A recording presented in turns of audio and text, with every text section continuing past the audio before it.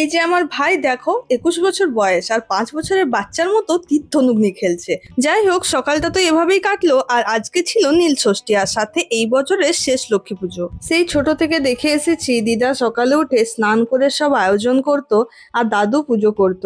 যদিও এই মানুষ দুজন এখন আর আমাদের মধ্যে নেই, কিন্তু স্মৃতিগুলো রয়ে গেছে।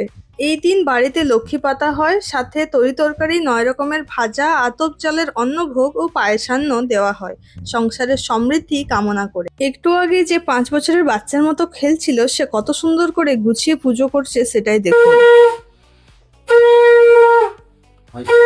তো এখানে লক্ষ্মী পুজো সম্পন্ন হলো আর সাথে ভোগ নিবেদন। তারপর আমরা প্রসাদ গ্রহণ করলাম। মায়ের আজ উপোস ছিল, তবে যাই বলো না কেন একটা কথা মানতেই হবে, ঠাকুরের নামে উৎসর্গ করা প্রসাদের স্বাদই আলাদা, যেন অমৃত। তোমাদের কার কার এরকম প্রসাদ ভালো লাগে অবশ্য কমেন্টে জানিও। তো দেখা হচ্ছে নেক্সট ব্লগে। টাটা।